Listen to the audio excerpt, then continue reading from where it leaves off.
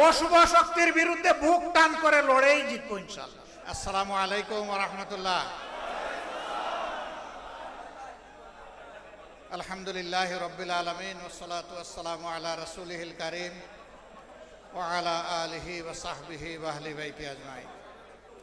আমরা এমন এক সময় আপনাদের সামনে হাজির হয়েছি যেই সময়টা বাংলাদেশের জাতীয় জীবনে অতি গুরুত্বপূর্ণ। 2024 সালের এই দিনটা বিশেষ করে আমাদের সংগঠনের জন্য ছিল খুবই স্পর্শকাতর।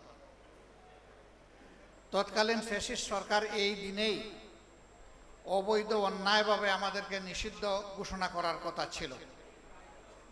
পরে তারা একদিন পিছিয়ে 1 আগস্ট এই অপকর্মটি তারা করেছিল।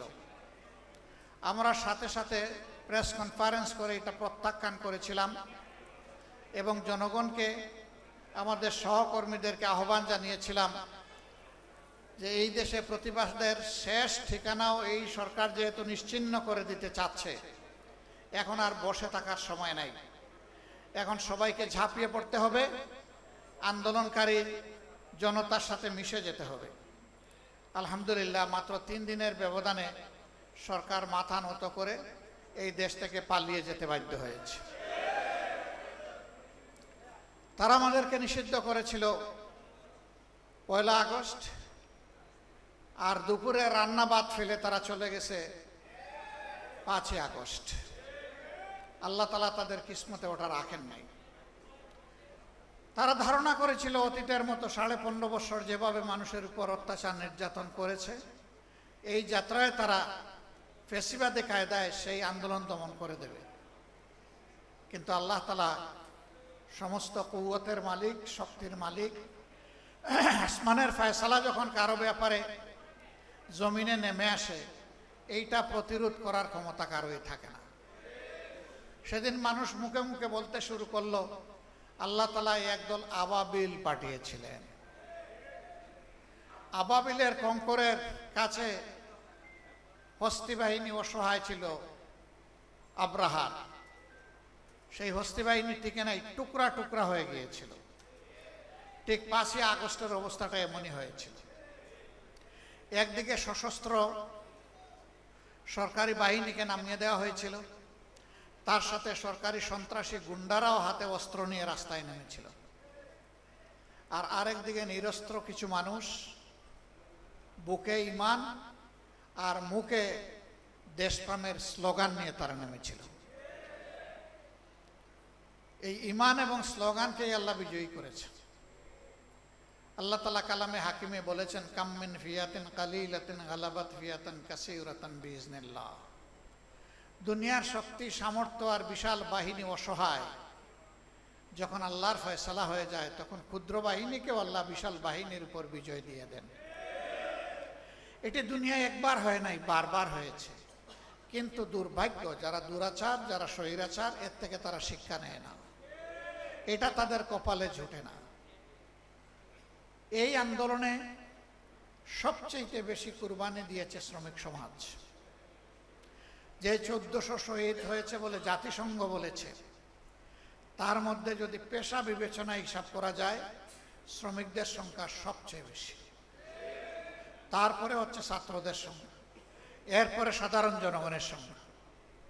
সুতরাং যুগে যুগে শ্রমিকরা অন্যায় অসত্যের বিরুদ্ধে রক্ত দিয়েছে, জীবন দিয়েছে।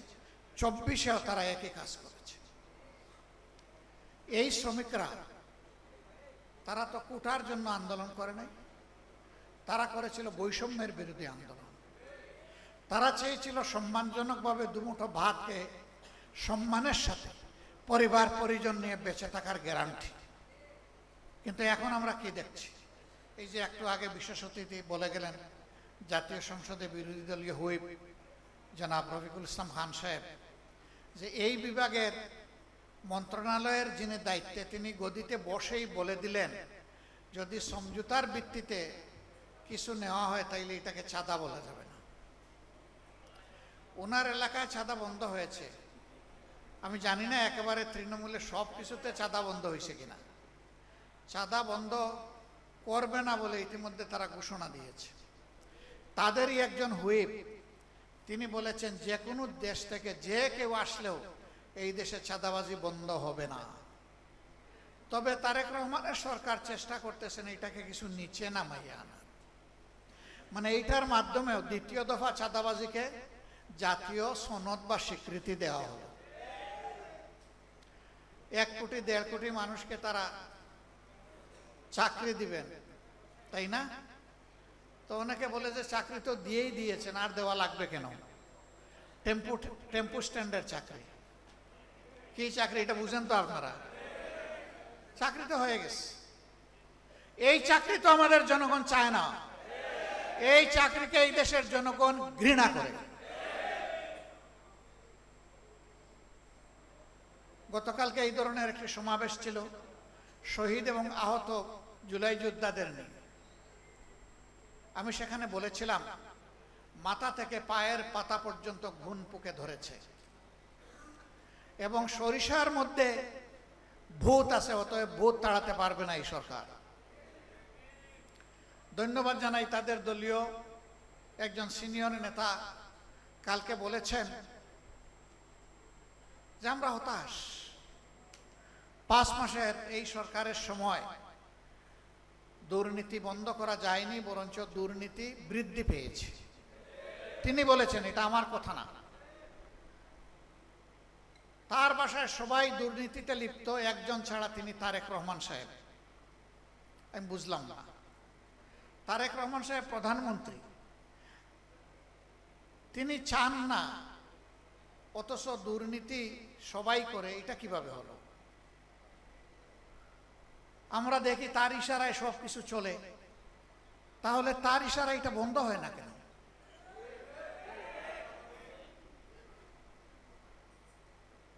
আল্লাহ ভালো জানেন মাথা থেকে পায়ের পাতা পর্যন্ত একই, সবকিছু একই কিনা আল্লাহ ভালো জানেন। আমরা দেখতে পাচ্ছি একই। ব্যর্থতার দায় যখন স্বীকার করলেন, তখন কি এই সরকারের আর ক্ষমতায় থাকার কোনো নৈতিকতা থাকে? নৈতিক দিক থেকে সরকার তার অধিকার হারিয়েছে দেশকে পরিচালনা করা।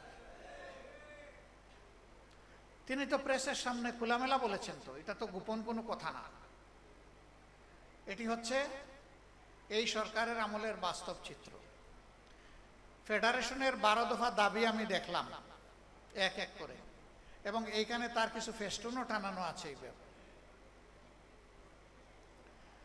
দাবিগুলা করতে হবে কেন? এটাই তো হওয়া উচিত সমাজে।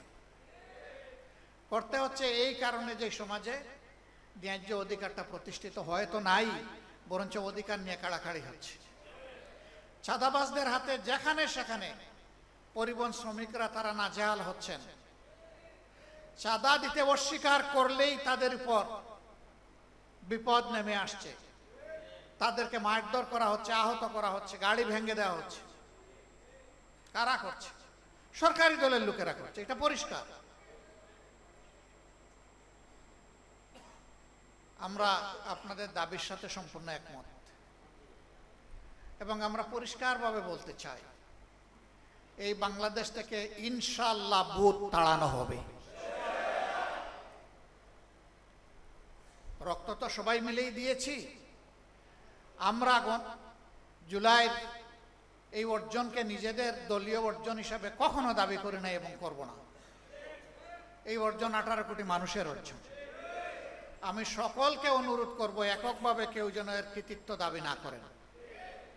ব্যক্তি হোক, দল হোক, গোষ্ঠী হোক, এইটা কারো একার নয়। 10 মাসের যে সন্তানকে মা কুলে নিয়ে রাস্তায় নেমে এসেছিলেন, ওই সন্তানের দাবি কি ছিল? ওই সন্তানের দাবি তার মায়ের মুখ দিয়ে বের হয়ে এসেছিল যে আমার সন্তান আগামীতে একটা বৈষম্যহীন বাংলাদেশ দেখতে চায়। অতএব এটা কোনো গোষ্ঠীর আন্দোলন ছিল না, 18 কোটি মানুষের আন্দোলন ছিল। অনেকে বলেছেন আমাদের দলের এতজন শহীদ হয়েছে। আমরা বলি যে শহীদরা কোনো দলীয় সম্পত্তি নয়, শহীদরা জাতির সম্পদ। একবারের জন্য জামাতে ইসলামী বলে নাই যে আমাদের এতজন শহীদ হয়েছে। আমরা প্রতিজন শহীদকে সম্মান করি এবং জাতির সম্পদ হিসাবে তারা সবাই আমাদেরও সম্পদ। আহত পঙ্গু যারা হয়েছেন তারা এখনো কষ্টে কাতরাচ্ছেন। বুলেট পিলেট শরীরে নিয়ে তারা রাতে ঘুমাতে পারে না, কাজকর্ম করতে পারে না, অকেজো হয়ে পড়েছে। তাদেরকে যেভাবে স্বীকৃতি এবং সম্মান দেখানো উচিত সেটা দেখানো হচ্ছে না। আমরা পরিষ্কারভাবে দাবি জানাই, অবশ্যই জুলাইয়ের শহীদ এবং জুলাই যোদ্ধাদেরকে তাদের প্রাপ্য সম্মান দিতে হবে। যদি তাদেরকে তাদের প্রাপ্য সম্মান দেওয়া হয়, তাহলে মায়েদের গর্ভে আরো বেশি বেশি করে বীর জন্ম নেবে ইনশাআল্লাহ। আর যে জাতির মায়েরা বীর সন্তান জন্ম দেবে, সেই জাতি বিশ্বের কোনো দানবের কাছে মাথা নত করবে না। আমরা কোনো আধিপত্যবাদের কাছে মাথা নত করব না। অনেকে আমাদেরকে পার্টি নন গ্রাটা, মানে তাদের দেশে এই পার্টিকে তারা বরণ করবে না বলে ঘোষণা দিয়েছে। আমরা এগুলা কেয়ার করি না। আল্লাহ তাআলা বাংলাদেশে জন্ম দিয়েছেন, এই বাংলাদেশের লাভ ক্ষতি হচ্ছে আমাদের লাভ ক্ষতি। এই বাংলাদেশ নিয়েই বাঁচতে চাই, এই বাংলাদেশের জনগণের জন্য লড়াই করতে চাই, এই বাংলাদেশের জনগণের হাতে হাতে তাদের অধিকার তুলে দিতে চাই। এর আগ পর্যন্ত আমরা থামবো না ইনশাআল্লাহ। সম্মানিত ভাইয়েরা, আপনারা সব জায়গায় রুখে দাঁড়ান। আপনি রুখে দাঁড়াইলেই আপনি বাংলাদেশ, আপনি মাথা নত করলেই একদম সর্বনাশ। এই হারা যাবে না, জিততে হবে ইনশাআল্লাহ। অশুভ শক্তির বিরুদ্ধে বুক টান করে লড়েই জিতবো ইনশাআল্লাহ। এবং এদেশের মানুষের অধিকার আমরা ছিনিয়ে আনবো। ধানাই পানাই করা হচ্ছে গণভোটের রায় নিয়ে, আমাদের স্পষ্ট কথা, এই রায় মানতে হবে। 70% জনগণ রায় দিয়েছে। যদি গণতন্ত্রে বিশ্বাস করেন এবং নিজেদেরকে গণতন্ত্রের দল এবং সরকার মনে করেন, তাহলে 70% মানুষের রায় অবশ্যই মানতে হবে। এই রায় অস্বীকার করার মানে হচ্ছে জনগণকে অপমান করা। জনগণের অপমান আমরা বরদাস্ত করব না। আমরা কথা দিয়েছি লড়ে যাব ইনশাআল্লাহ। আমরা কথা দিয়েছি বিজয়ী হব আল্লাহর সাহায্যে বিইজনিল্লাহ। আল্লাহ সবসময় ন্যায় এবং হকের পক্ষে থাকেন, মজলুমের পক্ষে থাকেন।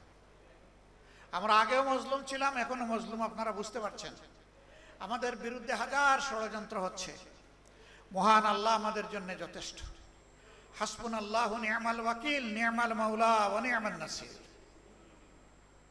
আমরা আল্লাহর উপর চূড়ান্ত ভরসা রাখি, আল্লাহর সাহায্য চাই এবং আল্লাহর জন্য মরতেও চাই, জীবন দিতে চাই। আল্লাহর হুকুমে এই মানবতার জন্য আমরা জীবন দিতে চাই। এই জীবন দেওয়াকে গৌরবের মনে করব যদি মানুষের অধিকারের জন্য লড়াই করে আল্লাহ তাআলা আমাদেরকে কবুল করে।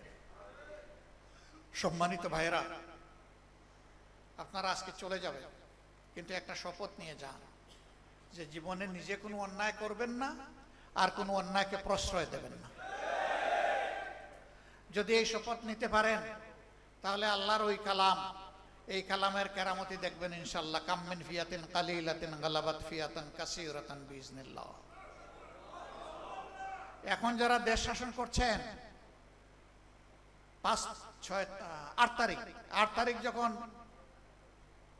আমাদের উপদেষ্টা মহোদয়ারা যখন শপথ নেন, আমার পাশের চেয়ারে বসা ছিলেন একজন গুরুত্বপূর্ণ নেতা।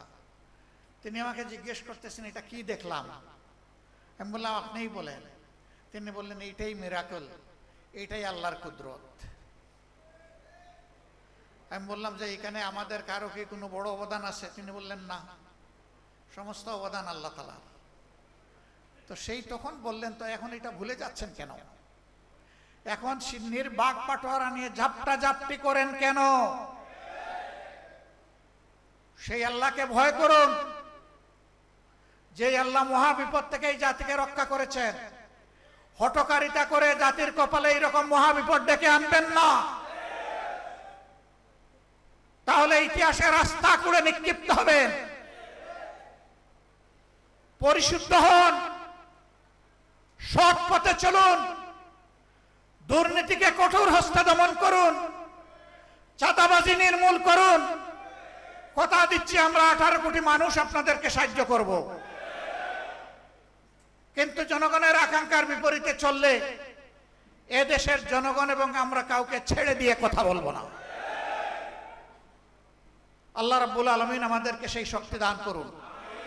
বাংলাদেশ ইনশাআল্লাহ মুক্ত হবে, তবে হয়তো তার জন্য আরো বড় কোনো ত্যাগ স্বীকার করতে হবে। আমি সবাইকে সেই ত্যাগ স্বীকারের জন্য প্রস্তুত থাকার আহ্বান জানিয়ে আমার কথা এখানেই শেষ করছি। আল্লাহ হাফেজ।